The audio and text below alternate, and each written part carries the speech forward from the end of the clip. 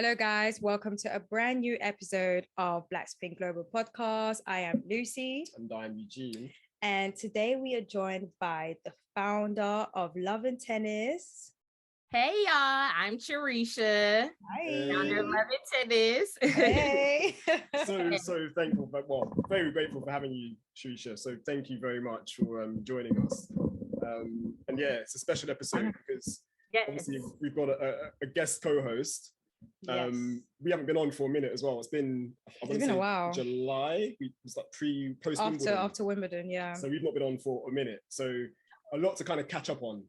Okay, well, I'm honored. Thank you all for having me. We're glad you've agreed to come on. So thank you. I think we should just get into it. I do want to say actually, belated happy birthday to the lovely Lucy. Thank you. Leo season and all that. Leo season, right? Yes. Yes. Okay, well, I'm a Scorpio. Happy Scorpio over here. Hey. Happy belated birthday, though. Thank you. Thank you. Lucy was sunning it up in Spain. Obviously. Okay. So we're glad to have Lucy back. Yes. But yeah, I think the only really right way to start is by getting to know you, Charrisha, a bit better. So if you don't mind, we're going to ask you some questions about, yourself. Just can you tell us like your first memories of tennis and like how you got into tennis? Okay. So I started playing tennis at the age of 4. I had went to like a summer day camp type of situation, and they would take us on field trips to like the local tennis academy, just as like an outreach type of thing, and just to expose us to tennis or whatever. And then eventually I just my mom just enrolled me into the actual like tennis program that we would go to. So they would offer like after school programs. They would pick you up from school, give you snacks and stuff. So it was like a full comprehensive after school program. And according to, like the USTA brand, it's like the National Junior Tennis and Learning Academy pretty much. So they had like their homework portion and then the tennis portion. So from the age of 4, played all through high school and college, and not so much now, but but that's how I started and got into it, just from a local tennis academy in DC actually. So that's where I'm from. I'm originally from DC, Maryland area, PG County, Maryland. So yeah. Nice. Shout out to Francis, friend of the pod, Francis Kierko, fellow DC native. Yes. Yes. So 4 years old. So that means, you said you went to college as well and played. Can you talk a bit about your college tennis experience? Yes, so I went to Gettysburg College. So if you all have heard of like the war and like the Battle of Gettysburg and y'all history books, that's where my school was, right on the battlefield. So it was just a D3 school. I was able to go there, and I really enjoyed playing there because it wasn't like that much pressure or anything like that. And I held it down for the Black girls because it was a predominantly white institution, but I held it down. So I was on that starting lineup, so I definitely played singles there, and I had a lot of fun. I think you had a winning record as well, like doing some research. I did see you. Come on, talk your shit. Like, oh, that was a while ago. I think I did pretty well. My favorite thing to do though, as a college player, I would lob a lot, so it definitely slowed the game down. But girls would get really pissed, so I just would lob half the game. But that was it was funny to me. What is your style of play? Like, how would you describe yourself as a tennis player? I was always taught to it was always move your feet, keep the ball in play, because at the end of the day, the opponent is going to get tired or frustrated, especially when you're younger. You think the points is supposed to go about like super fast and bang, bang, bang, because I'm trying to hit like, the tennis professionals and stuff like that. But I think my style of playing is just more strategy and just wearing their opponent out. I respect that. Yeah. So strategy, like lobbing. So in college, when I would lob the whole time, it's like, if this is going to help me win, I'm not trying to play your game. I'm playing my game. I like that. What was your favorite surface to play on? Hard, for sure. Because I didn't get the concept of like sliding. I was too scared to like slide on clay court and stuff. So just hard for me. There must have been a lot of clay courts though, like during your college time. Yeah. Anyway. Like the green play is like stateside as opposed to like the red clay in Europe. Yeah. So we have clay courts out here for sure. And then definitely a lot in Florida too. So definitely got some clay court work in for sure. Oh, nice. And now a bit more about loving tennis. So when did you start loving tennis, and like, yeah, how did the idea like kind of come about?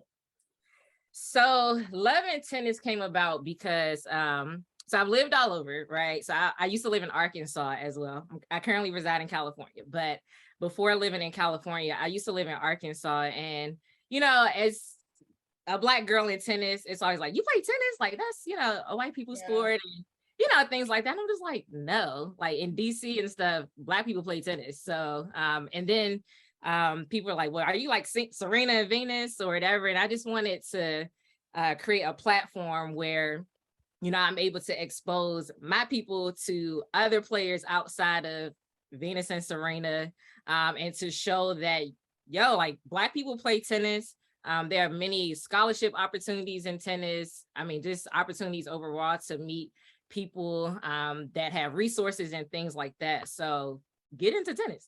So that was kind of like the thinking behind why I wanted to start it. And I was sitting in a coffee shop one day, and this was around US Open time. And I was just like, dang, like, I just want to start this page. So I just started it on Instagram. And then of course I have rebranded it in terms of different logos and how I relay information and things like that. But the goal is pretty much just to inspire Black people to support tennis, get into tennis, and look outside the box of those traditional sports, right? Because it's like, oh, basketball, football, people put us in a box in terms of the sports that we can play. Oh, I love that. And what year did you start it? Sorry. 2019. We're about to be 4 in September. Oh, so same year as us, because we started 2019 as well. Yeah. That's crazy. Wow. One thing I do love about your platform is like how you can see there's a lot of personality in it, in terms of like the cultural references, like with the music and like I think that's really important. So like if you can talk a bit about that and like why you do that. So when I first started the page, I guess I went through kind of like, for lack of a better word, almost like imposter syndrome. So I'm just like this Black girl about to talk about tennis, right? And so I was like, I don't want to show my face on the page. I don't want to come off too like ratchet or, what I'm saying, on the page. So my page probably like started out like no personality, right? Because I was trying to be prim and proper, because of course that's the stereotype of tennis anyway, is like, oh, we got to be so uppity, quiet, shush. So I was just like, but then after a while, I was like, man, I really want to just show more of my personality. I think that'll also help get more followers too, if I'm just being real and being authentic, right? And I think we're also living in a day and age where sometimes people appreciate authenticity, right? So it wasn't until probably like 2020 or 2021 that I rebranded the page and was like, you know what? This is just who I am. I like rap, hip hop, what I'm saying? Like, and if this is how I can reach my people through hip hop references or just merging the two, then I'm going to do it that way, because that's a part of why people probably don't even get into tennis, because they think it's so uppity or we can't be ourselves, right? So I'm just showing that you could be yourselves and also enjoy this uppity sport, I guess. To be fair, we were kind of like that as well. I'm going to put you on the spot, Eugene, but mainly because 100%. Eugene was more like, we need to keep it calm, let's keep it professional.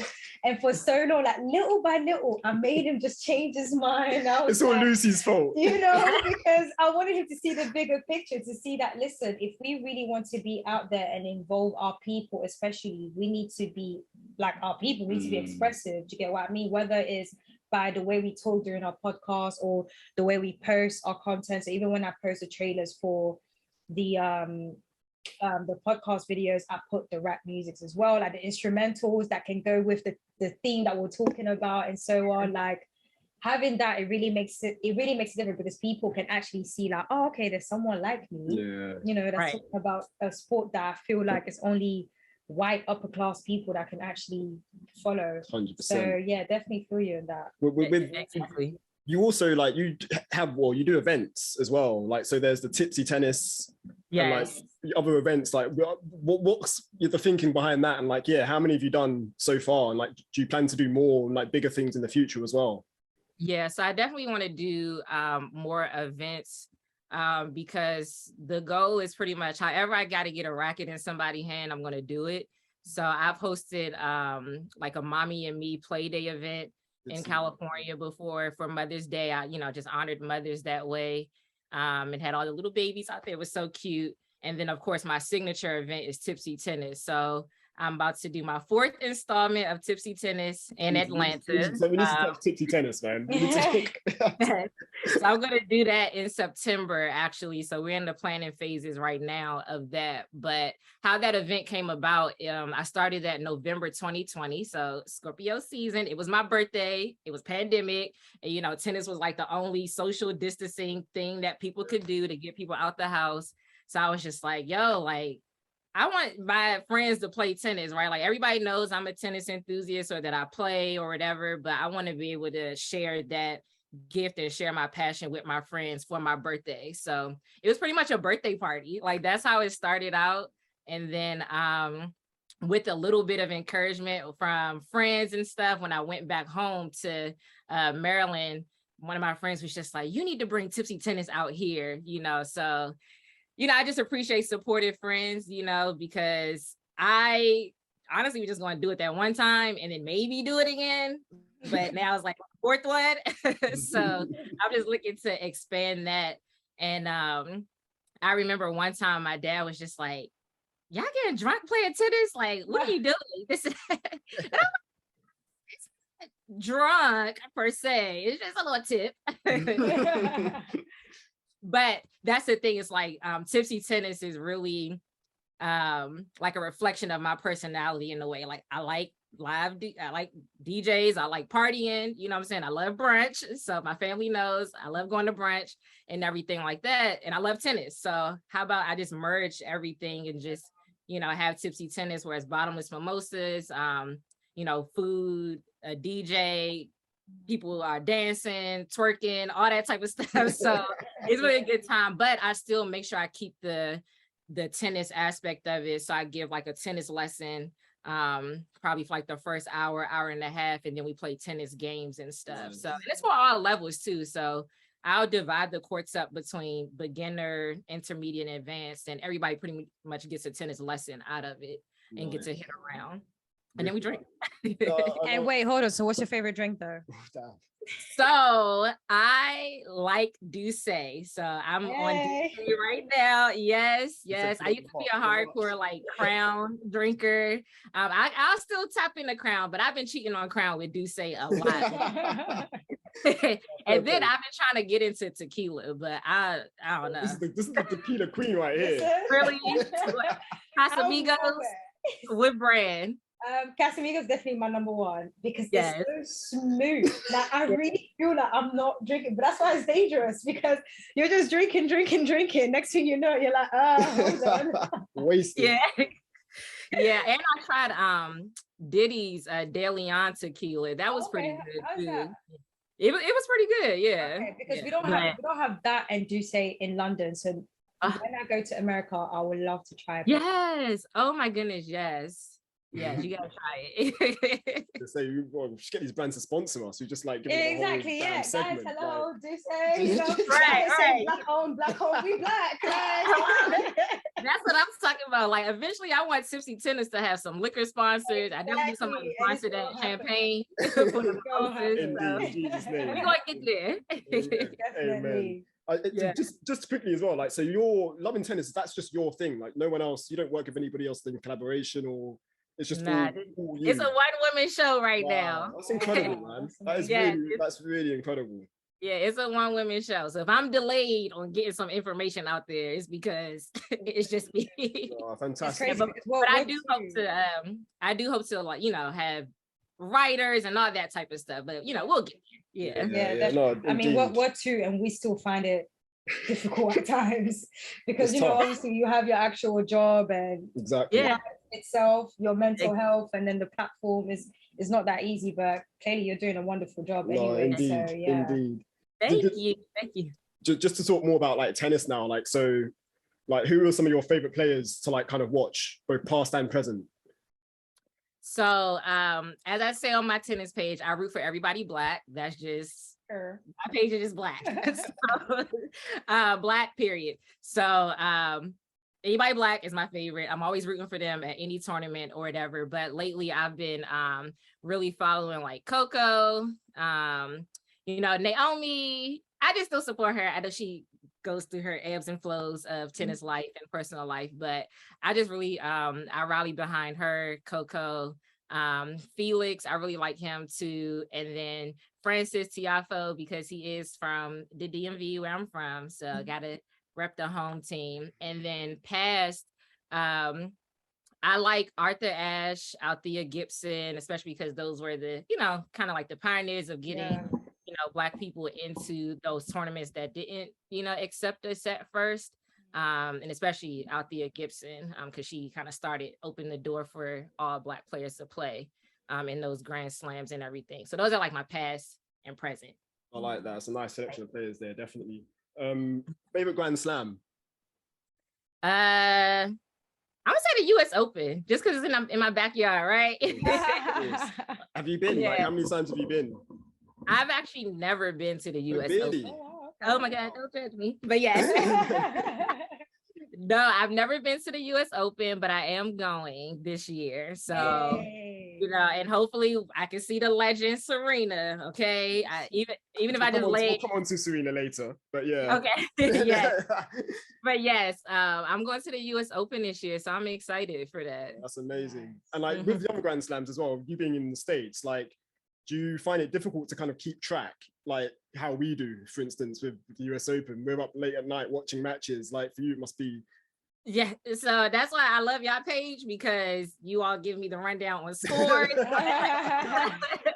All I gotta do is just a simple repost to share it. So I just be like, yes, Black Spin Global got it. But yeah, because I'm not sitting here watching Tennis Channel all day, every day. So and then nor am I traveling to these things, because traveling costs money, especially out of California. Yeah. But I do try to keep up with it just through other platforms like yourself that's sharing the information too, and just online and everything. Mm-hmm.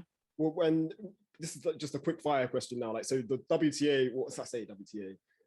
There's like on tennis Twitter, I'm sure you're aware of the term tennis Twitter, people like to debate the ATP is stronger than the WTA, or the WTA is stronger than the ATP. Like, where are you in that kind of you can just be like mutual, or if you have a preference, say. But I've recently seen that too, because somebody was saying that the WTA, because like women are more strategic in their play, so it kind of is like a little bit more effortless, whereas like the men are more rah rah rah. I kind of like the rah rah rah, so but so I think it's exciting. I think sometimes that's what the game needs or whatever, but I like the WTA. I like watching the women play, especially because I like seeing their outfits too. Like see what they wear, especially Serena. She come out with some bad. I hear that. And best of 5 sets or best of 3.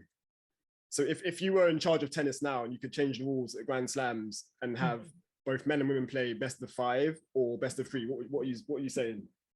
I would say 3, just because attention span, and especially because I'm trying to draw new people into the sport, and nobody's trying to sit for 5 sets. So let's be real here. But so 3 for sure. Okay, fair enough. Fair play. And the last one, slightly controversial now. So this is my question, by the way, so don't get mad at Lucy, guys. But are you tired of the big 3, or like are you kind of still happy that they're like all around and kind of still winning? I say they. It's really mainly just Novak and Nadal now, to be fair, with Federer being out. But where are you like in the big 3 debate? I mean, they is cute, but I mean, I really I'm not saying they need to like retire or anything like that. I mean, they play until your legs fall off, I guess. I don't know. But I really want like the up and coming, especially because I feel like Tiafoe is like well on his way. It's just like, oh, he just got that one little hump to get over. You know, I want him to move this big three out the way and everything. But I mean, they're exciting for people to watch, I guess. I really like Nadal though, for sure. He's your fave out of the three. Yeah. I respect that. Yeah. Otherwise, but no, do you know? No, for me, do you know what? I'll pick anyone who picks Federer or Nadal. I'm happy. That's all I'm saying. So just not Novak. Who? I'm gonna say Novak then, just to worry. Novak's my guy. Anyway, it looks like this part's gonna be just you and I. Eugene, you may leave my house. Oh no, but yeah, on the subject of GOATs, I think it's only right now we talk about Serena, because obviously we've not spoken about her as well since we've recorded. Yeah. And we're not calling it a retirement, it's an evolution. Key word. Amen. So yeah, obviously she announced her evolution away, or plans to evolve away from tennis after the US Open, which is like, for me, it's still kind of open as to say, like, she's not exactly saying this is it, but then I don't know, we are going to say this will be her last, Grand Slam. Just, I want to get your thoughts now, Lucy, if I can start with you. Like, yeah, what were your kind of initial, I kind of know, but if you can just share it with like the pod, your initial thoughts and like feelings after reading the Vogue article or essay. I literally just got out of the gym and I opened Instagram and she literally posted like 2 minutes, as in when it was just fresh, new, right on the page. And I literally shouted, "What?" Like at the gym, like everyone was looking at me like, and I sat down and I read. The first time I didn't finish reading it, I couldn't finish it. I had to stop and then go back to it. But it was so raw and real. Like you can see that she was really pouring like out to herself, and you can see that deep down she just really doesn't want to end this. Like she actually, and that's why I used to say it on the pod and to other people. The one thing I always used to say when they're like, "Oh, Serena's gonna retire," I literally remember saying she's too competitive to retire. I was like, if people could always say it, and I was like, nah, I don't see it coming, because she actually loves the sport too much and she's hungry for it. As much as we hate that people always mention the 24, blah, blah, blah. We all know Serena wants it because she's very competitive. We've seen her fight on court. We see her fight off court. So there was that. But to me, the one thing that I took away from that as a woman, I was like, it's really unfortunate that as a woman, you can't continue your career and to also have your own family.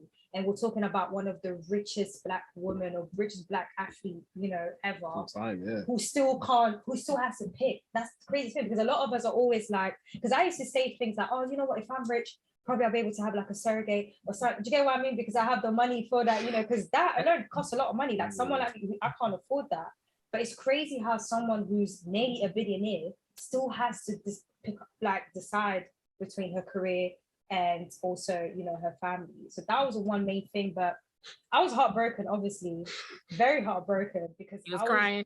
You know what? I didn't cry yet, and I think I will cry the US Open. I'm 100% crying. I know it. I know for a fact I'm gonna cry like a baby. Like I didn't cry yet. I was really sad, but at the same time, I'm just happy that she just ended this at her own term. It wasn't a thing where, if you think about it, a lot of the players recently who's been retiring, they've retired because of injuries. Joe Songa as well was the same thing. Literally, his last match, he was limping.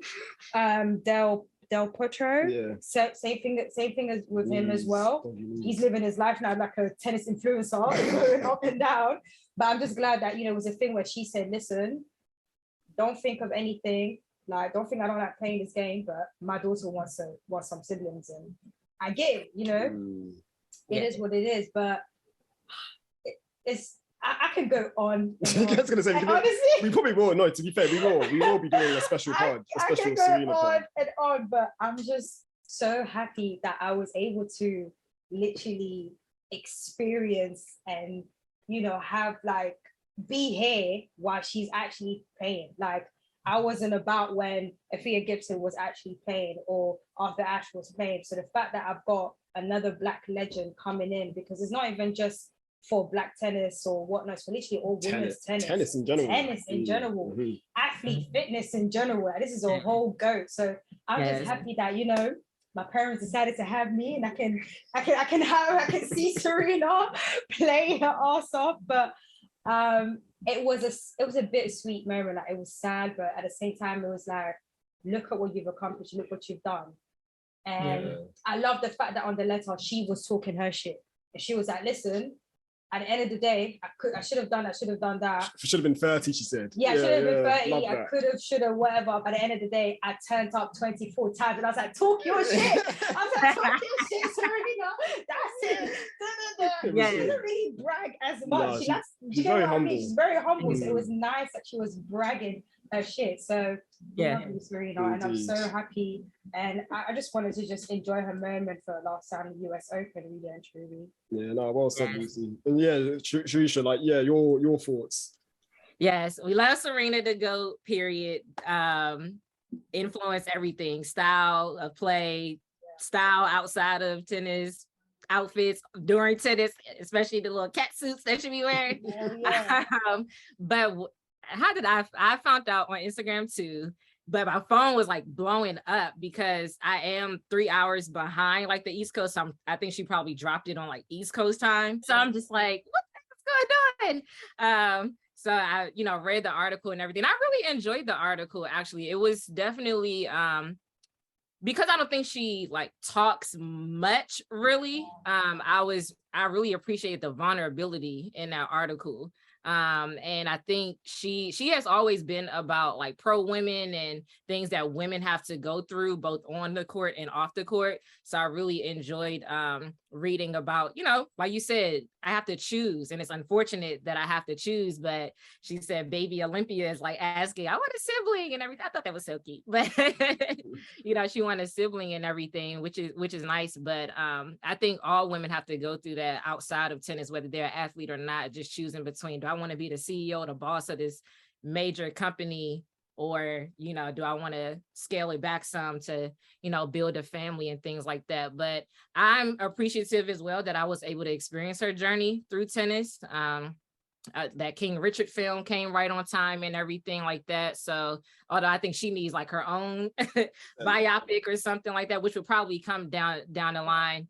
And although I didn't cry yet, but I think she's been crying like after every like tournament plays. Definitely. So I think probably at the US Open, I might, shed a little tear because, because just probably watching her cry would be like, oh my God, I feel you. Exactly. But, so, but I'm excited that, she's still being honored as the GOAT. So she's kind of still retiring on top, regardless of if she didn't get that, 24 or whatever the case is just yet.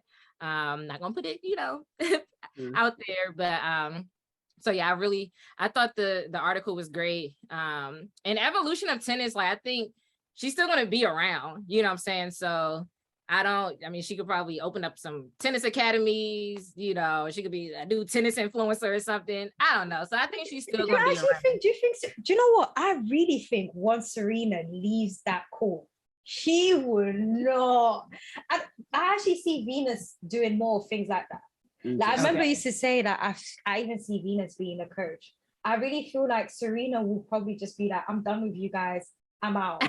I'll be so surprised if she just comes even to a match, like watch something or do something. That's just me. I may be wrong, but I don't see. I feel like once she's done, she's just gonna be like, and I think it's also because it's a sentimental thing as well. It's too emotional, yeah. Yeah, I think it will take time, maybe in 5-10 years. So what if Olympia picks it up though? Like, surely she'd want to be around for Olympia. Yeah. Okay, unless Olympia picks it up, maybe that's the thing. But I'm talking more of like, let's say the Wimbledon thing that happened, for instance, was it like the 100 years of the court or something like that, the centre court? And all of the past Grand Slam winners were there except her. Things like this is something that we're going to get very often from Serena, I believe.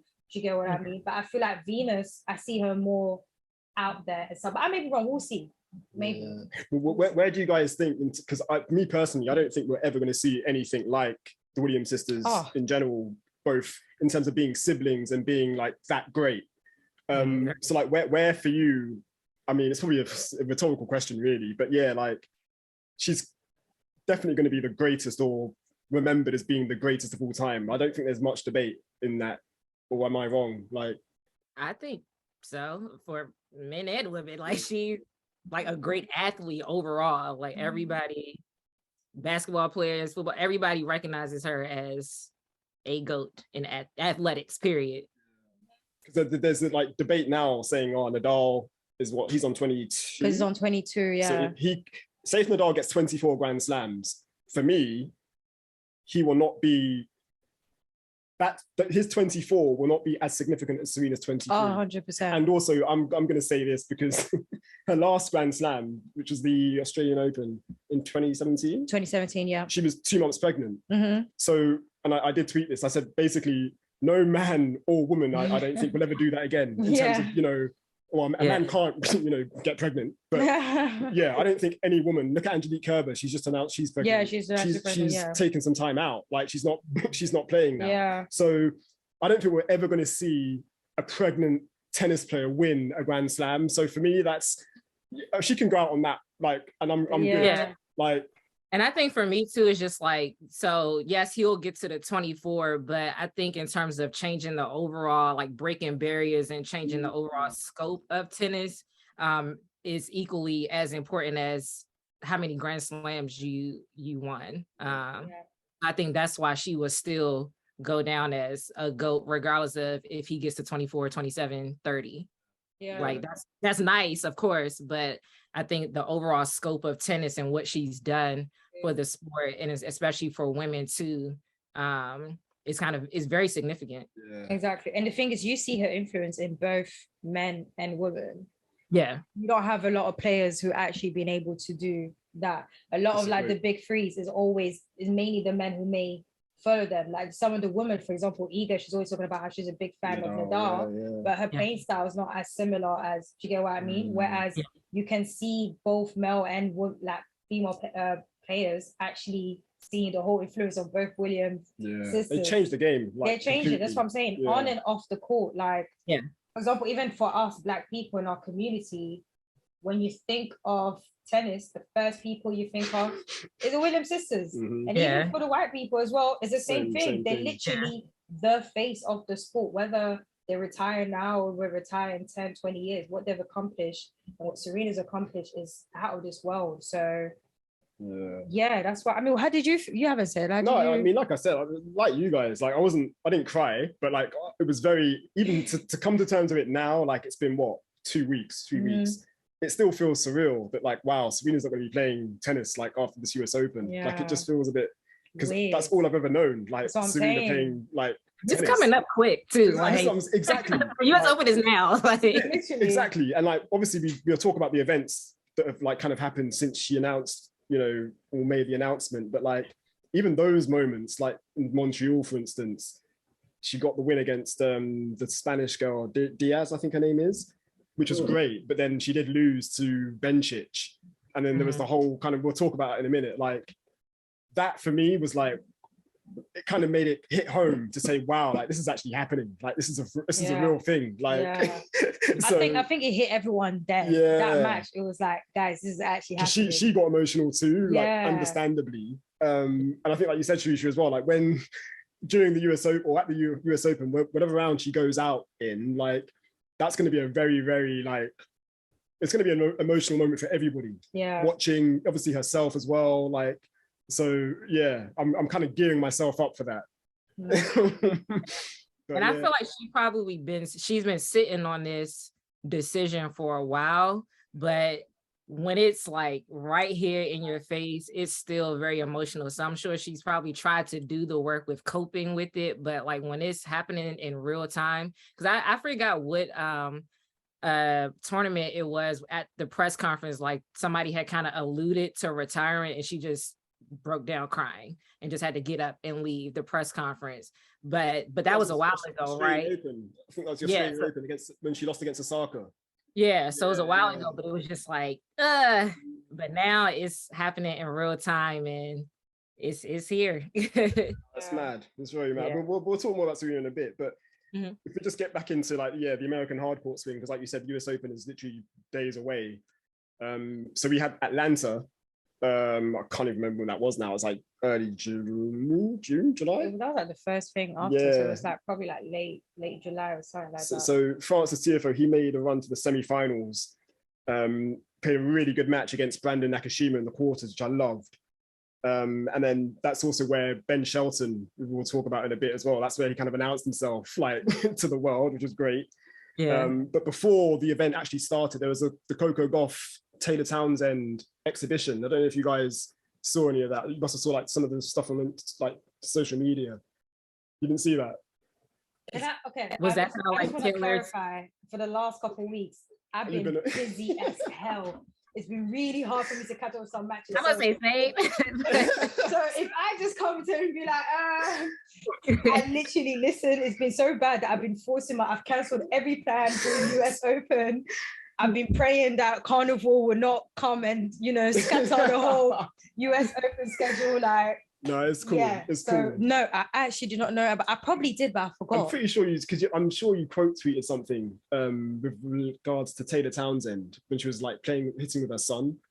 And that was in Atlanta. Maybe I did. But long story short, Coco won that exhibition, and that's also where she debuted her like new shoes, which is I think she's the first New Balance athlete to have a signature shoe. Oh, which is pretty big. Yeah, her shoes are pretty cute, actually. Yeah. And I love how she's kind of embraced the whole kind of fashion side of things too. And that is obviously following Serena's lead, I think you could say. Yeah. And it's different in a sense because, most people gravitate towards Nike and maybe Adidas too. So I'm happy to see that, she's creating her own endorsement. Because I'm pretty sure Nike had knocked at the door, boy. No, you know what? I'm going to say she was with Nike when she was a junior. Oh, was she? Yeah, I'm pretty sure she won the French Open and she was sponsored by Nike. Oh, okay. But then I think when she went pro, I think that's when New Balance came in, and then that's so it's now MB all the way. So yeah, San Jose. When they did the exhibition, was that when Taylor kind of pretty much came back into exactly? Yeah. So and then we'll talk about San Jose next, which you were there for as well. Yeah. What was that like for you in terms of being at San Jose and like if you can talk about so that definitely in my backyard too. I really enjoyed being there. The most exciting match was Coco and Naomi playing each other. I swear when was it Naomi or I think it was Coco when she won. Like everybody in the stands was like bought the tickets immediately for their Thursday night match, and it was sold out right after that.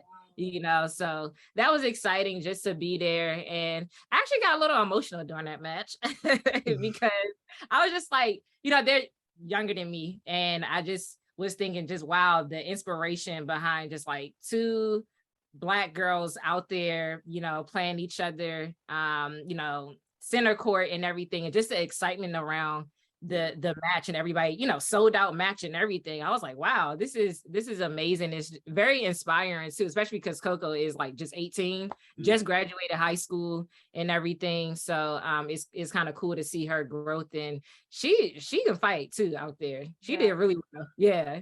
I was like, that little girl is good. was that the first time you'd seen her play like in person? Yes. Wow. Yeah. And Naomi too, then I take it as well. Yeah. That was my first time seeing both of them play in person. So I was honored, like, man, this is an amazing opportunity too. So, and then that was also like the day, so Mubadala has like different days that they cater to. So that was like high school day. Okay. And I was able to talk to some of the high school students, like, Coco just graduated high school. Like, look how far, you can make it in this sport, or just, in whatever career path that you choose, where people are, rallying behind you and rooting for you, even at this young age. And, you can just be what you want to be and do what you, want to do, as long as you work hard. Because look at her, like 18 out there, playing against some of the greats, like Naomi, won a Grand Slam and things like that. So I thought it was an honor to be out there for sure. Who else did you see? Did you see Taylor Townsend as well? She was playing. Yeah, so she actually played. I saw her play doubles with Asia Muhammad. They did pretty well. I think that Taylor's like getting her footing back into professional. After coming off of mommy mode, or she's always going to be a mommy mode, but. Just coming out after, having a kid and everything. So I'm excited to see her growth for sure, just because she was on fire, at like the US Open a couple years ago, and then of course had the baby and everything. So but San Jose, she did really well. Asia did really well. Madison, she did okay. Yeah, I think she lost in the second round. Yeah, on Jabeur, which is tough, but yeah, she did okay. I think she probably got like slightly injured or whatever. She was able to, push through, but I think she made it to like the semifinals at a Cincinnati. Exactly. Yeah, we'll talk about it in a bit. Exactly. Yeah. Just quickly, what on San Jose as well. I think what you said in terms of the Coco Naomi match. One of our pod listeners, Wendell Davis, shouts out. We did post about it as well. He said exactly the same thing in terms of like how the occasion brought so many people out, and it was just like it was like a blockbuster match basically. So for these two black girls to kind of bring this amount of attention, like to the game, like, and you were there to experience it. So and I know like Coco was pretty much like their headliner, like they were, marketing her face was all over all the posters and things like that. But I don't know, even when they were practicing, like everybody was just surrounding the courts and everything. So people was definitely there to see these two black girls playing tennis, and then for them to make it into the draw to actually have to play each other, that was like hands down, everybody was there for that for sure. It's crazy. You did watch that match, didn't you? I'm pretty sure you did. I watched it. Tweeting about it. Yeah, I did watch that one. Yeah. Any thoughts or? I'm trying to remember. Sorry, you just pulled me on the. Coco won in straight sets. Yeah, which I expected anyways. But Naomi did put up a good fight. I think it was the second set. She was like 4-1 down and then came back. A good fight. Yeah. The second set, and I'm like, dang, like this late, like I need to fight right out the gate, because Coco was pretty much about to just win the second set. I forgot what the score was when Naomi kind of revved it up, and I'm just like, all right. It's true. Through the second set, I actually did think for a bit, oh shit, this is actually my phone too. But I always had Coco winning in straight sets, but mainly because obviously Coco just had an amazing, good year. Good year. Naomi hasn't been playing as many matches as well. Yeah. She's no longer with her coach as well. What did you think about that, by the way? Great questions. I think, sometimes people gotta move on. People gotta move on.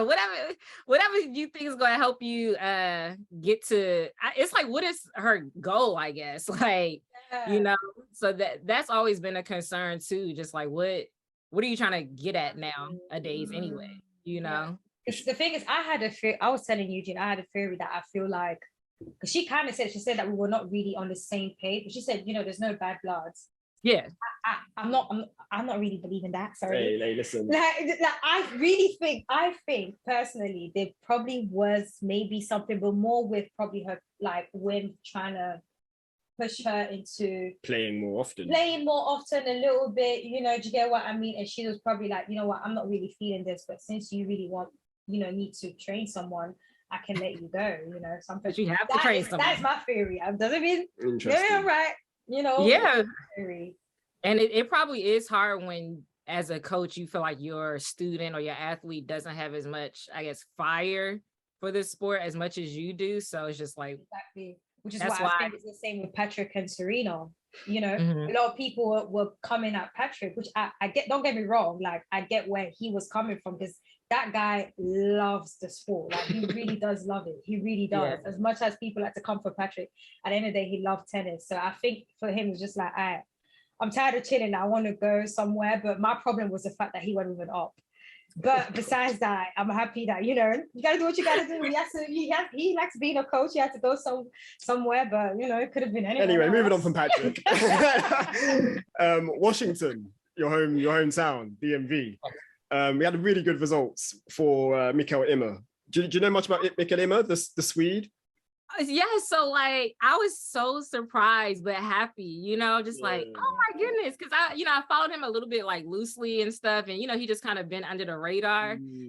But my family went to City Open, was just like, he's playing, center court, everything. I'm just like, oh my goodness, that's so exciting. One thing, and you can probably like vouch for this as well. I was paying attention to the crowd, and it was so good to see. And I think I did mention it to you, Lucy. Like, there were so many Black people in the crowd. Like, I loved seeing that. Like, we need to have more events in Washington. Like, because you guys, there was a DJ as well. Like I think it was a show court. Yeah, that DJ was actually playing some good songs. Playing some nice tunes. The DJs in the US, like they know US tournaments, like, it hits.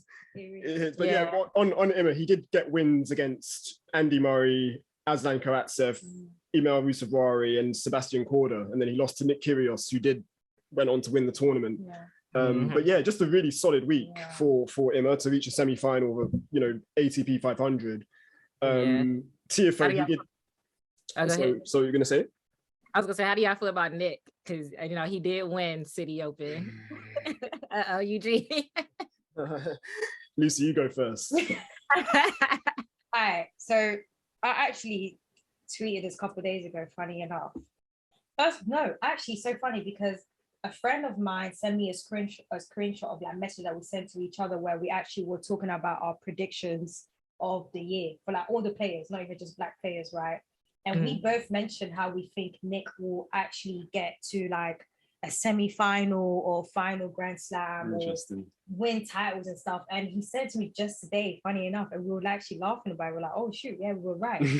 But I do remember tweeting yesterday that because of everything that's been happening in terms of like the legal actions, I genuinely believe his lawyer sat him down like, listen, if you don't want to go to prison, act up right now. It's a great shout, I really think that's what happened because ever since that thing, Nick has actually been behaving. He's been a bit crazy, but he's been behaving and focused. Like he's literally playing well.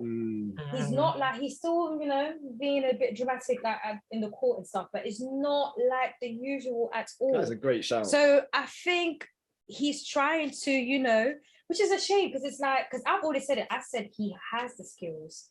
He has the ability. He's just not that interested in doing and giving that work. It's a shame that something like that had to happen for him to get that wake-up call. So I just hope that he actually continues it because, it's actually, at the end of the day, it's still good seeing him doing what he's doing, but it's a shame that it's something like that had to happen for him to be like, let me come and think. But I'm not surprised at all. I've always said that he had the skills to do it. He just didn't want to do it. Where are you on Nick? I think he's very exciting to watch. Like I think sometimes he's a good breath of fresh air outside of the stuffiness of tennis and everything. It can border the cocky side, but whatever makes you want to be confident and play well in the court, I guess do it. But I've always been trying to root for him to like win something. And I, like you said, he has the skills and everything like that. It's just the other antics just get in the way of that. So I'm happy that he, one City Open was able to just buckle down and get to it. I wasn't surprised because City Open, he's always on job. Yeah, and there's something about City. It's the second time he won it. Yeah. Wimbledon and City Open are the two tournaments where Nick is just a different person. He plays well. Yeah. Like he even like I think there was one, I think it was last year where he was talking about how he liked chilling with the kids. It's the vibe. Yeah, the 100%. Vibe about it. Like he was interacting with the crowd. I don't know what it is, but City Open and Wimbledon are the two places where Nick is just like, I mean, the DM is a vibe, so. Tiafoe did get to the quarters. He did lose to Nick Kyrgios in the quarterfinal. It was close too. And it got a bit chippy. I don't know if you realize Tiafoe wasn't happy with some of Nick's antics. Yeah. And even the handshake at the end as well. Like normally Tiafoe is Mr. Lovable. He's everybody loves Tiafoe. But there wasn't a big hug. It was just a quick dap, and that was that. I saw tweets about that because I didn't watch. I missed the match. Yeah, it wasn't. What was happening? So Kyrgios is just being disrespectful to the umpire as per usual, and I think Tiafoe said, surely you've got to sanction him or punish him for that because he can't be speaking to you like that. But the umpire was like, listen, I've got it under control, it's fine. obviously like Nick Kyrgios can see this, and they're cool. Like they kind of interact and stuff like on the socials. Like they're friends off the court. So I think that kind of maybe caught Nick by surprise. But I was like, you know what, TFO, good on you, because not many players like would have the guts to kind of call out, you know, Nick for his antics, and especially if Nick maybe had this idea, oh, this is my guy, like he's not gonna, do you get me, say anything. And TFO was like, no, I mean, that's what happened with Steph during Wimbledon and Nick, because he thought because them two are cool. I think Nick was kind of like, I can take the first one up, but Steph was just pissed off. It's like, yo, you are disrupting, because I'm so convinced some players think that's one of the tactics to 100%. Purposely it's a mental try thing, and like thing, because then you're distracted. You're not focusing on the game. You're focusing on Nick shouting, the crowd, the empire, and you're just like da-da-da. So obviously, then you're just so pissed off, and you're just like, bro. And the thing is, as well, you can't really be too pissed off because you're kind of cool. But knowing Tiafoe, I won't be surprised if the thing went in the locker, they actually sat down and. No, I'm sure they're cool. Yeah, I'm sure they're cool. But one thing I will say, and I'll probably end it on this, like, if Tiafoe and Nick meet at the US Open, I'm putting my money on Tiafoe to beat him. Like he's not going to get, he will not get beat by that again in terms of like those antics. Exactly, with it being the US Open. Like, so everyone would root for him anyways. Because it was a close match, like you said, Charrisha. Like it was 3 sets. So but shouts out to Nick. I think he's good for the game. Like he's different. You know, he's got that kind of, what's the word? Without kind of saying it. Like a lot of the non-tennis fans like him, especially the black ones, because black people always think Nick is black. To be fair, I thought he was black 2 years ago. I'm not gonna lie, I don't know why. Back in the day, I thought so too. I went on Wikipedia. I was like, where's this guy from? But his mum is from Asia, Malaysian, Greek. Something like that. A lot of people who don't like it's so crazy, because it's not like he's not like one of the big threes, but it's crazy how a lot of people who don't follow tennis, they'll be like, oh, that guy Nick. They know that Nick guy, Kyrgios. like, they actually know him. So yeah. And just quickly on like, well, Washington, it wasn't in Washington, it was Los Cabos, Mexico. Felix did reach the semi-finals there. So he's just like kind of had, that's the thing with Felix Auger-Aliassime, like he's very consistent, like, and kind of does things like under the radar. But he's a solid player. Like he's now number 8 in the world, which is a career high for him, which we'll talk more about in a bit. But yeah, I want to talk about Toronto now. So that's where Serena made her, well, that's where she made the announcement. And she did get the win against Nuria Perez-Diaz. I butcher a lot of names on this podcast, so just so you're aware, Charrisha, sorry. But yeah, then she lost to Belinda Bencic in the second round, which was very emotional. Yeah, well, what did we think of like Serena's kind of run, and obviously seeing her win a match like for a long, well, the first time in a long time. I think it was the first time since that was the first the French Open. The first hard court win since the Australian Open last year. Yeah. It's been a long time. I did miss the first match because I had no signal, so that one I actually did have something. Fair play. But yeah, the second match was hard because, you know, I'm not the biggest Bencic fan. You know, the listeners know this already. So, but I had a strong feeling Bencic was going to come hard, because right now it's like, I feel like the girl's going to come even harder at Serena, because not a lot of people can say, hey, I beat Serena. True story. Like, so some people, that's their biggest career accomplishment. That's how crazy this is. Like, literally, they have not accomplished anything but beat Serena. Like, let's be honest. So that's the thing. It's a pretty big deal, though, to be fair. That's what I'm saying. Yeah. It just shows to you again how amazing she is. Definitely. But you know what? Like, it was, again, right now, I just want to just enjoy her time on court. Do you get what I mean? I remember that's why even after when she lost that match, I think I retweeted like an old tweet that I made where I just got tired of people always mentioning, you know, Serena should retire. And I literally made a tweet. I was like, listen, some of you are going to regret wasting your time talking about Serena retiring rather than actually enjoying the fact that she's still bloody playing. Because I don't think any of us thought in 2022, at her age, Serena will still be playing. Yeah. She even said it herself, like, after 35, I should not be, or 38, I should not be here playing, like, drag me out of the court. And here she is. So let's just appreciate that. So that's just how, you know, I saw it just on the match, like, because it was straight sets win for Bencic. Like, I thought the level was pretty good from both. Like, the Bencic, she came hard. I'm not gonna lie. I'll be honest. What did you make of it, Charrisha? So I didn't watch the match, but I think how I approach Serena playing is because I used to get a heart attack all the time when, you know, she would lose or like make these unforced errors and things like that. But I'm on the same boat as like Lucy, where it's just enjoy her being out there. And because I know that these girls are like younger, probably a little faster, they probably have a little bit more strategy, because I think Serena's more like a power hitter or a power, you know, player and stuff.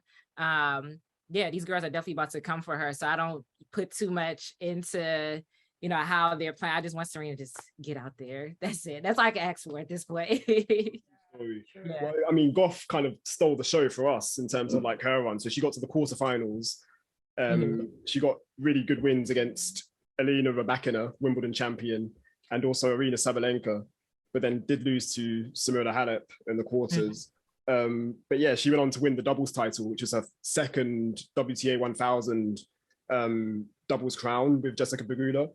And now she's the #1 doubles player in the world, which is just like, it's just insane. Like, what's your view on like doubles, and like, where do you see it in terms of being, obviously it's not as popular as singles, but would you say it's still important? Yeah, it's important now.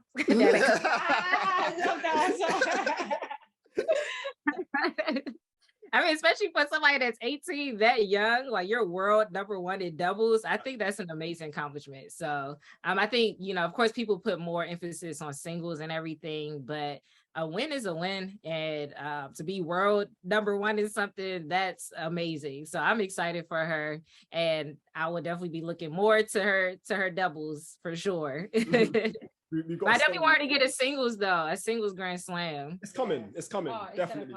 Yeah, she's still young. She still got time. Exactly. Well, a saying we have on the pod is basically saying, oh, one thing about Coco, she's going to play her doubles. Like, so no matter what event, like she's playing doubles. So I like that she does that though. Like, it's brilliant. If I don't get it here, I'm gonna try to get it there. Exactly. And she still got the energy and stamina to do it too. It's really, really special.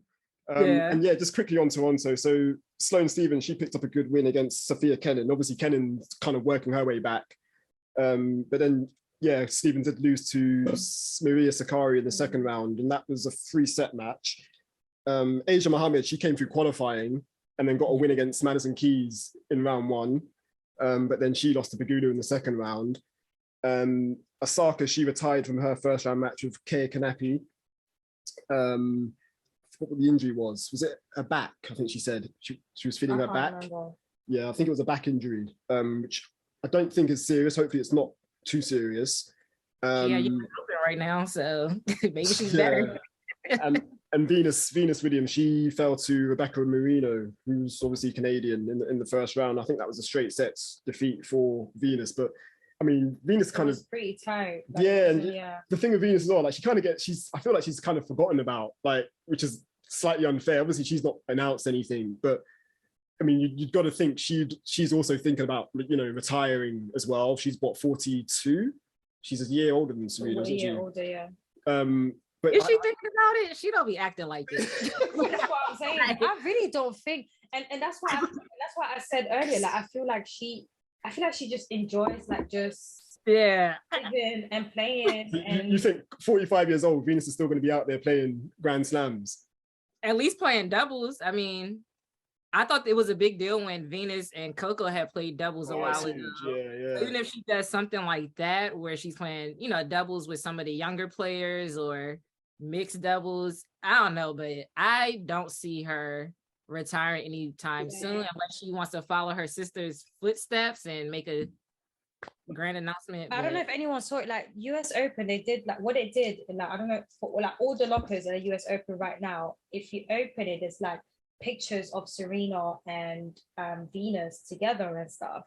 Like, the lockers are just theirs. I think I didn't see Serena's.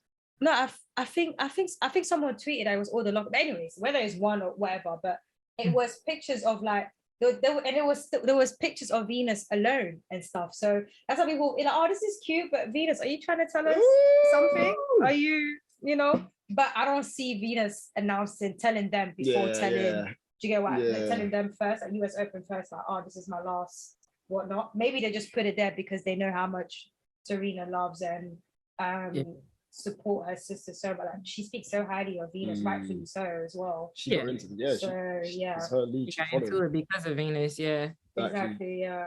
On the men's side, so while Toronto was happening, it was Montreal for the men. Felix made it to the quarterfinals, lost to Casper Ruud in that quarterfinal, but he got a good win against Cam Norrie, who he lost to in Los Cabos, which I did like. Cam Norrie is solid. Yeah, he's had a good season. But yeah, it was nice to see Felix, reach a quarterfinal of the Masters 1000. We also saw Gael Monfils make his return as well. He did retire though from his third round match. I'm not gonna lie, he played way better than I expected. Because I caught some of his I think his first match or something like that. I think it was in 3 sets. But the win I was impressed with was the win against Maxime Cressy, straight sets. And Cressy's been playing really well. That was the first one, right? No, it was the second round. One. Yeah. All I know is that I was watching him and I was hyped. I was like, wait, you wouldn't even think that he's actually been out for so long. And he had his braids back as well and everything. I was like, yes, this is vintage Monf. Monf. Well, what's your views on Monfils? Are you a fan? I was excited for him to get back out there, but it was like it came and went so fast. I'm just like, oh my goodness, you're injured again. Like, this is wild. So, and he's ruled himself off. Yeah, he's said he's not going to be playing the US Open, unfortunately, because it's that foot injury again. So, on the bright side, he'll be by his side of his pregnant wife to be taking care of her. At least he's enjoying that part. I want to say she's due soon as well. Yeah, she's been pregnant like for a minute. October. Is it October time? I don't know. Just as okay. As could be a Scorpio. Could be a Scorpio baby. Okay, that's good. Scorpio. And yeah, Montreal. How old is Monfils anyway? I want to say 35. 35 or 30. Yeah. You still got some time. And he said he wants to play until 38, 30, 39. Like, he wants to go on for a bit longer. So I don't think he's thinking about retiring. Yeah, he's 35. He's turning 36 literally next week. Yeah. Fellow Virgo. Okay, well, I don't know. He need to drink something else or something. We don't get injured. And yeah, Tiafoe, he did lose. He got to the second round. He lost to Taylor Fritz again in 3 tight sets. And that was a tough one to watch because I think it was 4-love up or 4-1 up in the third set. But then did lose it in 3. But he kind of made up for it in Cincinnati, which we'll talk about next. But just on Cincinnati, I just love the vibe in terms of I love when the events are combined. So you have both men and women playing at the same time. Feels like a Grand Slam, and it's just like a big occasion. And that's kind of what I felt like Cincinnati was last week now. In Keys, that's where she won it in 2019. But yeah, she reached the semi-finals, which a really, really good one. So she beat wonderful, Elena Ostapenko, which I think is everyone's kind of favorite, quietly favorite player, in terms of they like her, but they're not outwardly... especially the younger people. A lot of the young people like Ostapenko. Yeah, but the most impressive win was against world number 1 Iga Swiatek. And that's the first time she's ever beaten a world number 1 in 6 attempts. So it shows she's playing some good tennis at the moment. Yeah, I was surprised that she reached it that far, just because in Mubadala in San Jose, I wasn't that impressed. And it, like I said, I think she did get a little injured in Mubadala too, but I'm happy that she bounced right back. So we should do a US Open too. I was just gonna say, she's got to be up there in terms of being considered, one of the favorites, or not favorites, but someone that could possibly win the event. Yeah. And so one thing in San Jose that people would always say about Madison is that she's so sweet. She's kind, she's very nice. Literally everybody was saying that if I mentioned their name. So that says a lot about her character, just as a human being, as a person, right? I know she has her foundation, kindness something. Wins, exactly. Yeah, kindness wins.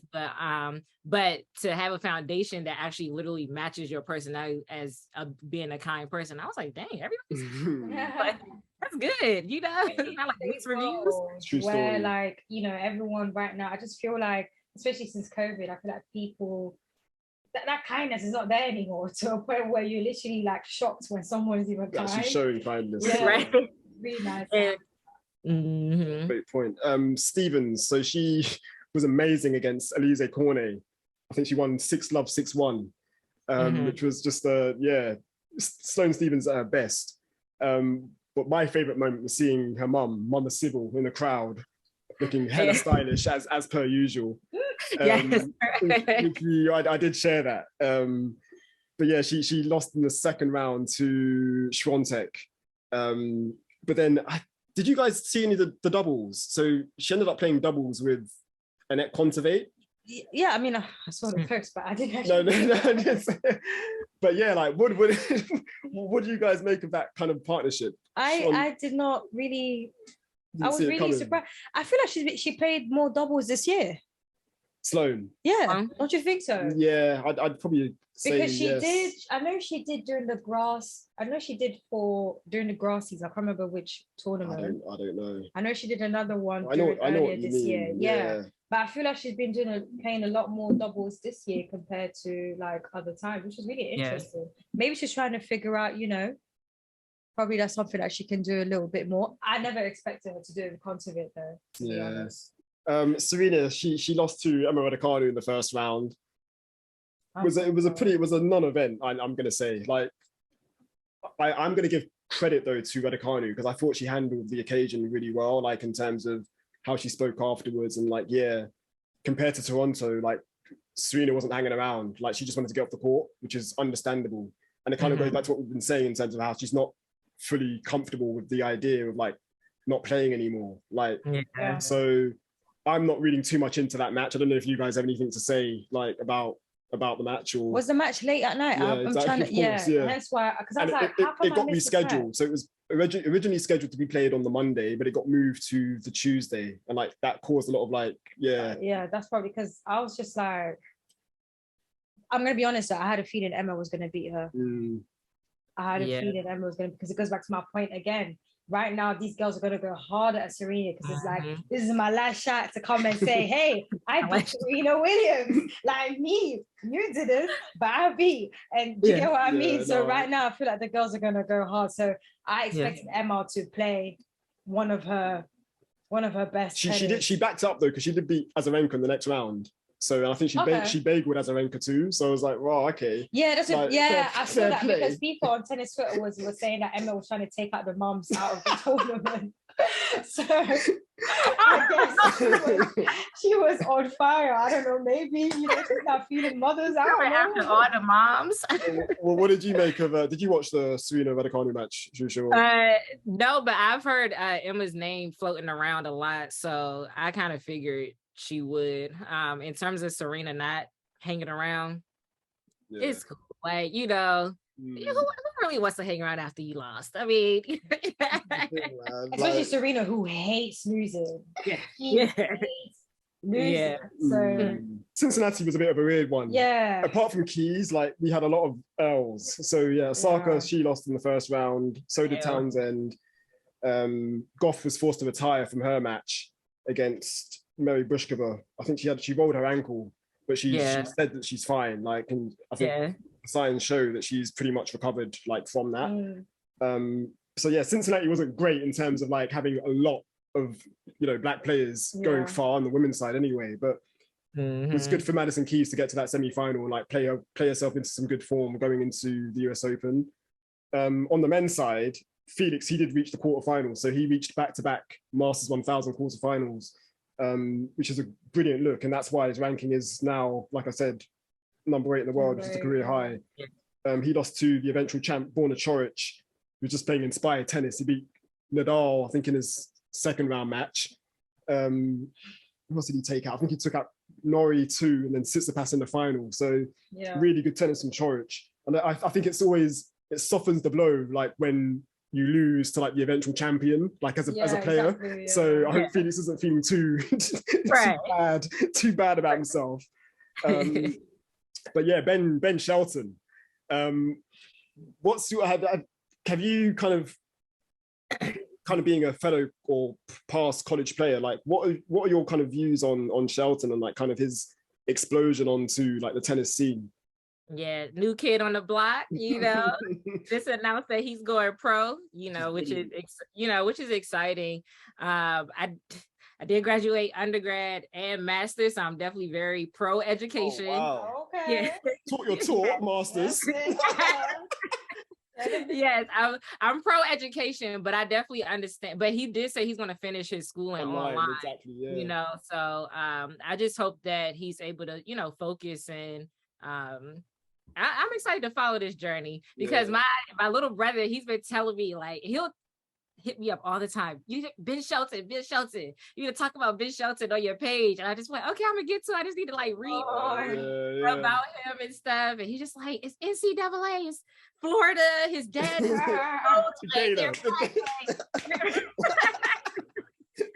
so he's just like, he's you know, he's up and coming and everything like that. So I will be following him closely for sure, especially now that he's announced, you know, this professional level that he's trying to get into, because, you know, I think it could be a little different. You got that team tennis type play in college and stuff, and you're in the big leagues now. So, and then especially with all the hype that's been around him, everybody's about to have a microscope on him. Yeah, like there's been a lot of posts about him recently. I've been seeing a lot of things, and obviously because of who his dad is, which I don't know if I should admit this, but I'm gonna, if you don't want me to admit, I can edit it out. But it was late at night. Let me just say that it was late at night. I was tired. I was tired as hell. So I'm just there scrolling. I'm seeing the post, like our post, and I was just like, and I messaged you, and I was like, "Are you sure this guy is black? Like, what's going on? Like, who is this?" And then I was like, oh no, wait, I remember his dad. I was like, never mind, ignore. But I was looking at a question. I was like, are you sure this guy's not Latino or something? Because this guy does not look black at all. Like, something is not right. Like, let's not make a mistake on Black Spin Global, because this ain't it. But then after when I did, I was like, oh no, never mind. So listen, it was at what? It was at midnight or 1 a.m. Trust me, Lucy, man. Like, I do my research. It's okay. I had that was one of my first thoughts when my little brother would be like, Ben Shelton, like, send me his page, and I'll just be like, my page is about, like, you know what my page is about, right? And then I was like, and that's always like my first question, like, are they black? If I can't, this is probably terrible if I can't visibly see it, I guess, but I did, you know, more research, and he was like, his dad is black, and I'm just like, show me a picture.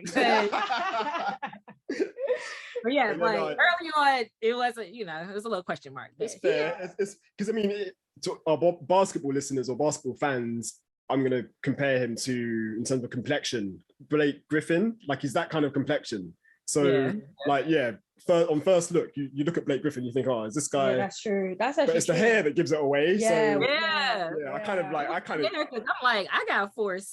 Yeah, that's why I was saying, wait, is he like Latino? Like, I was like, are you sure he's not Latino or something? Like, I don't think this guy is black. Like, I was like, his dad. I was like, okay, cool, never mind, it's okay. But yeah, his dad, to be fair, shouts out to his dad as well, because his dad was a former pro. Like, his dad was a former top 60 player. Like, so kind of been in and around it, and obviously he's now the head coach at Florida University. So I completely agree with you, Charrisha. Like, it's not going to be, the jump is going to be completely different in terms of being, you know, a college player to the pros. But one thing I did like, and I did tweet it, when he lost to Cam Norrie in the third round in Cincinnati, Norrie said to him, "Oh, like, you've got the level in terms of, like, you've got game, like, to basically compete here." So I thought that was a nice touch. And I know that score was a little like it was a bit mad, but I'm not reading too much into it. And what you said, Lucy, too, about all the eyes on him. I noticed. I don't know the guy's name, but I recognize him as being an agent. I want to say he's Coco's agent. Okay. He was also sitting next to Ben's dad during that Cam Norrie match. Okay. So, like, you can clearly already see, like, the excitement and exactly the, you know, that's one thing of tennis. Like, your game kind of speaks for you, but now, of course, he's going to kind of live up to that kind of expectation on the pros. And good luck to him. And I'm sure he will, to be fair. Yeah, I think his dad is still going to continue coaching at Florida, or you think? Let me follow my son. I would love for him to follow his son, like, and just be his coach. But who knows? Yeah, it would be nice to see, like, another black coach. Exactly. As well. Yeah. It's not like we have many of true them, story. so it would be really dope to see, like, another, even if it's even it's the fact it's just his dad, it's still nice to just have him there, to be honest. Because just on Naomi, actually, she's gone back to her dad. Yeah, she's gone back to her dad. Yeah. Yeah. So, like right now, it's all the only black coaches at the moment are the dads, Coco's, Exactly. Yeah. Osaka's, and Ben's. So hopefully, he can also, you know. Sorry, Florida people, but you know, he got his son. Sorry, Gator Nation. Right. Some Gators gonna get you. Before we end on like the American hardcourt like roundup, I stayed up for the Francis Tiafoe Matteo Berrettini match, which Tiafoe won in 3 sets. Like one of my favorite matches of the year because was it really? Yeah, because for me, like in terms of like nobody was expecting Tiafoe to win that. Berrettini being the higher ranked player, I know he's coming back from injury as well, but he was playing some good tennis. But yeah, Tiafoe's level was incredible. And like, it really showed me that like all the work he's kind of been doing this year, really, like he's been really consistent. Like post Wimbledon, like he's been on a tear. Like he just hasn't had the luck. I mean, I think he lost to Brooksby in Atlanta, which was tough. And then obviously the loss against Kyrgios in Washington and then Fritz in Montreal. But he's been putting together some good matches. Yeah, they've been really close, all his scores and stuff. This is the thing, the losses have been very close. So and he's in good spirits as well in terms of like the way he's speaking. Like he knows like his time is like coming. So I'm very excited about him going into the US Open. I kind of want to get us like talking about the US Open in terms of possible winners. I hate predicting, but me too. I mean, I'm going to put us typical tennis culture. That's what I'm saying. We have to do it. Like, so we're recording on a Wednesday. It's like qualifying at the moment. Yeah, draws are out tomorrow. Is it tomorrow? Yeah. Oh, tomorrow. Wow. So yeah, just kind of knowing what we know now and kind of what we've seen over the past few weeks. Like, I want both men and women. Who are we going to say? You can give me 2 possible winners on both sides. Okay. So I'm going to go first because I'm going to give you guys more time. So on the men's side, wow, shot myself in the foot here. But you guys don't have to do this as well. But I'm going to keep it on brand, so you know what's coming. I'm going to keep it on brand, and these aren't like ridiculous shouts as far as I'm concerned. Okay. So going by ranking, Felix Auger-Aliassime, he's going to be a top 10 seed. Okay. By ranking, so I'm gonna say him first. Obviously, that's a logical shout for me. Okay. And yeah, I'm gonna go my guy Francis. I'm gonna say he's gonna have a run. Wow, so you're having 2 blacks today. I'm gonna go 2 blacks for predictions. I'm going there. Okay. On the men's side, on the women's side, and I don't think these are as like unrealistic, if that's the right term. Probably not the right term, but yeah, on the women's side, you've got to say Coco. I know that's mad pressure. She's 18. But she's already reached the Grand Slam final this year. Like, so yeah, I don't think that's an unrealistic shout. And just going by form, I'm going to go Madison Keys. So really, I'm going Madison Keys. She just reached the semi-finals in Cincinnati. So again, I don't think they're like brave or like outlandish shouts, but I'm keeping it on brand, but I'm also being realistic. Okay. So whoever wants to go next, the floor is yours. So, as y'all know, I always say this, I'm rooting for everybody black. So I will go ahead and keep it on brand as well. I'm always rooting for Felix. I don't want to say winning. Like, I don't want to say like they're gonna win this whole thing. But I mean, like, honestly, that big 3 is still out there. So, well, if you think about it, first of all, Federer is not there. Novak is not there because of the whole vaccination thing. And only Nadal, who has not played since Wimbledon. Oh, well, all right, cool. No, he played Cincinnati. So he lost to Charrisha. Yeah, well, he's out of here. He played Cincinnati? Yeah. Damn, I didn't even know. Spain, that's why. I was in Spain. Sorry, guys. I was drinking margaritas. Let's see. So I'm gonna say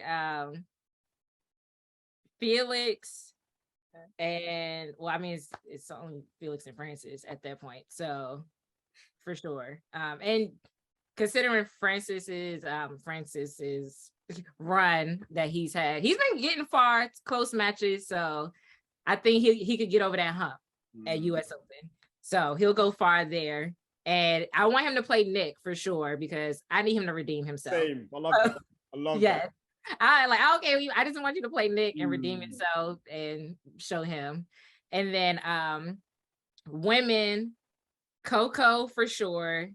And I want to say Naomi, like, Okay. yeah. I like that.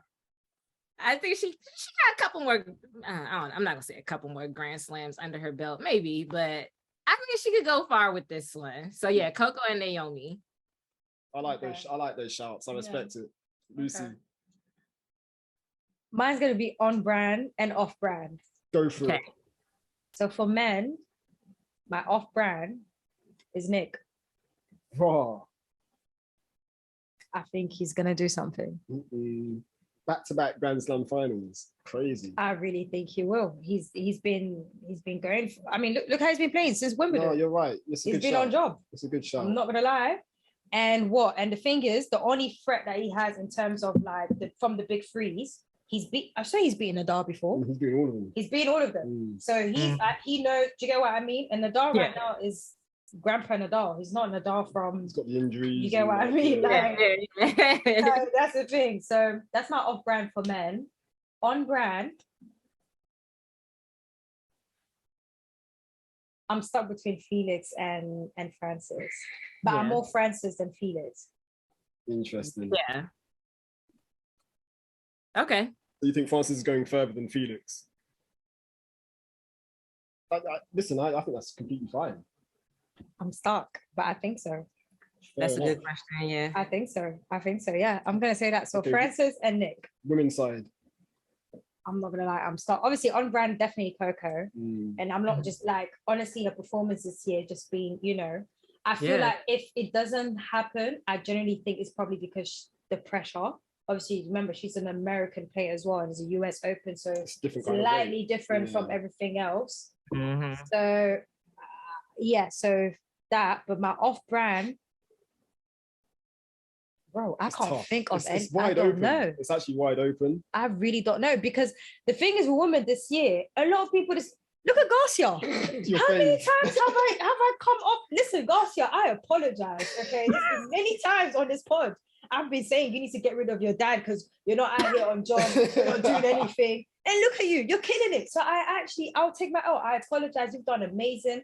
That last final, I watched only the first set, her against Petra. It was actually really good. Like, she was really like playing really well. So shout out to Garcia. So that's what I'm saying. Like, with these women, you just don't know. Even Keys, who would have thought that she would have gotten, like, do you get what I mean? So yeah. I'm sorry, I don't have anyone else. I only have Coco for women. I actually can't pick someone else. No, you have to give us some. You give him two. You've got to give two. I don't know. You've got to give two. You can go off brand. Like, you've already gone off brand with Nick. Like, I don't know. You think maybe Big Taylor? You know what? I did think of Iga. I did think of Iga. No, definitely not Sabalenka now. Ons.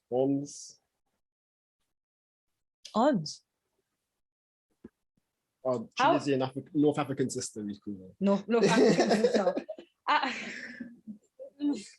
Lucy's stuck, boy. Okay. I'm really stuck. I'm sorry, guys. I'm actually stuck. I'm stuck. But it just shows to you that it's wide open for the women. We really don't know what to expect. No, I think that's I really feel like we will have and funny enough, from that screenshot that my friend sent, I did say this year we're going to have like someone random is going to be winning Grand Slams this year.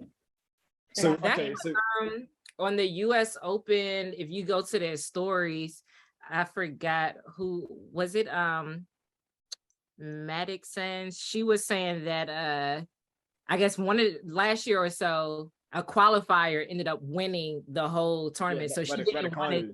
She didn't want to give a prediction because they were like doing this fun thing at US Open where everybody gave their predictions, and she was like, I don't want to predict because a qualifier could win this. Emma, she won last year. Yeah, exactly. Yeah. I think that's a beautiful thing though. Like, and that's the sport. Like, in terms of literally anyone can win. Like, And that's why, not to kind of harper back to Raducanu. Like, I'm tired of people kind of saying, "Oh yeah, one hit wonder." I'm sorry, she won what 7 rounds in the main draw, and what 3 rounds before that to get through. Like, so but that is not a fluke. Like, but the thing is, what a lot of people actually are not aware is that I think this year is her first proper tour, like exactly her first full tournament on first full year on tour. On tour, like first full completely. So she's still like, you know, and you can tell by her interviews that she's trying to stay confident and stuff, and she's still trying to figure it out at the end of the day. So. But it's wide open. It is wide open. So I think I'm going to say we're going to have a first time Grand Slam winner on both sides. I'm pretty confident in saying that. 100%. So I don't think Nadal's going to win. So. Yeah. And I don't think even know why he came. Swiatek's going to win. I don't know why he came. Nadal, man, come on. No, sorry. He should have just stayed in Spain. And his wife is pregnant as well. Just stay as well. Yeah, his wife is pregnant. It was, you know, I really get ready for the Lava Cup, you know, you and I really don't know why. You've gone on for a lot longer than expected. Like, look at the time. But yeah, listen, Charrisha, thank you so much for joining. I really appreciate you, man. Like, I hope you've enjoyed the experience. Like, thank you. Even though it's been very long, apologies. Oh no, it's okay. I enjoyed talking to you all. You know, you all said it's family, so we're good. We're good. We'd love to have you on again, like in the future. So for sure. And then, you know, maybe we could do like an IG live or something or 11 page. So, but thank you all for having me. No, we appreciate you, and make sure you enjoy the US Open as well. I will. I'll get some photos and vids and stuff. Yeah, we'll be looking out on the socials for all of that. So we appreciate you. All right. Well, thank y'all.